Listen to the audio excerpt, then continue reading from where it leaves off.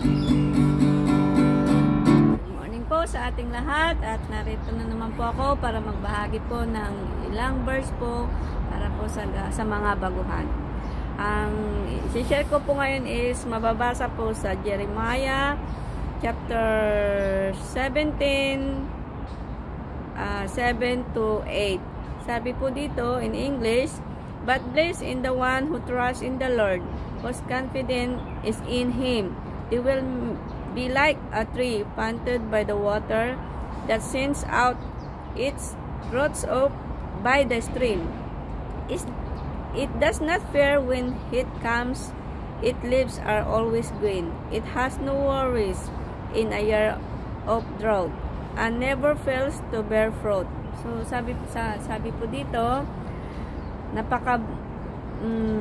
napaka-bless po yung mga taong sumusunod talaga sa kalooban ni Lord. Sabi dito, "Blessed is the one who trusts in the Lord." So yung nagtitiwala ka pa lang kay Lord is isang blessed na yon. Whose confidence in Him, yung rely what is God's wills.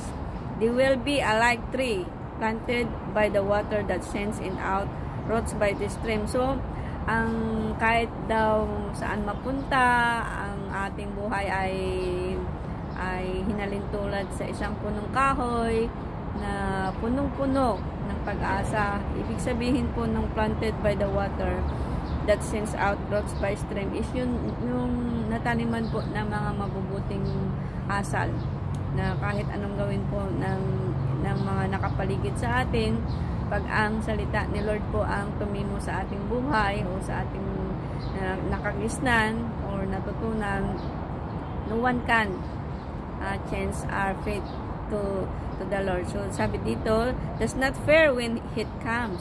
So hindi daw yung mainit, ibig sabihin yung mainit, ito yung mga pagsubok po.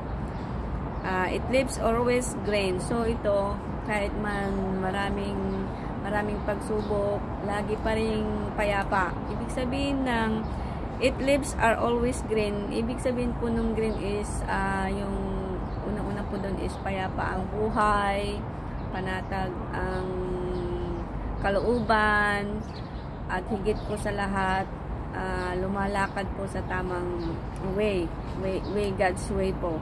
So it has no worries in year of drought and never fails to bear fruit.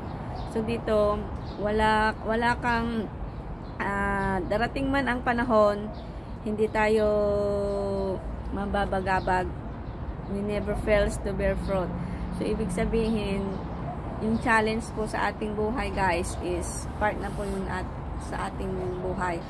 Sabi ko nga po, ang pag-aaral po ng Biblia ang ilang way lang po. So, napakabuti po na napakapalad po ng mga nagbabasa.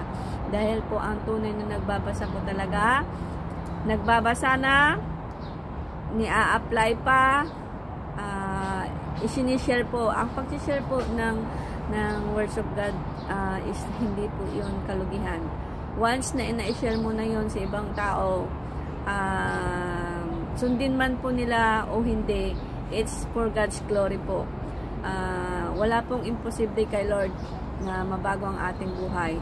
Sabi ko nga po, dalawang klase lang po ang tao, the God and the good and the bad.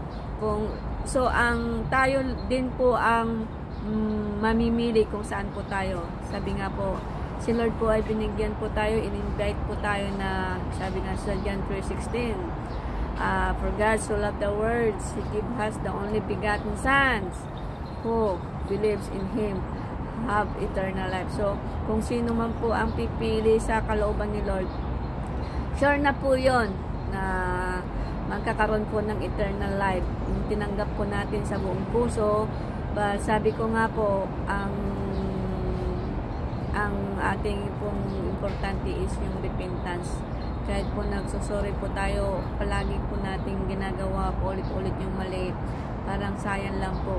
Kumbaga po, parang wala lang. Stagnant. Nakikinig ka lang pero hindi mo sinasabuhay. So, ang pagbabasa po ng Bible, guys, is one way of gaining in our spiritual maturity.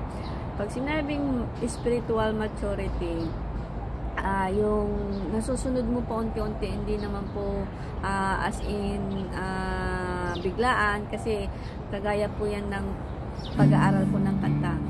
Example ko po, dati po hindi po ako marunong kumanta, hindi rin po ako marunong mag-gitara, but by God grace, yung learning, napaka-importante po yung learning, guys. So hanggang dito na lamang po, at sana ay sa mga baguhan, naway ito'y magkaroon sa inyo ng kaunting kaalaman po na palagi po tayong magbasa.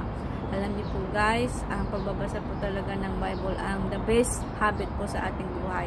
Alam niyo po, yung kalooban po, yung peace of mind po natin, wala po yung makakanakaw o wala po yung amount of money na itatapat po.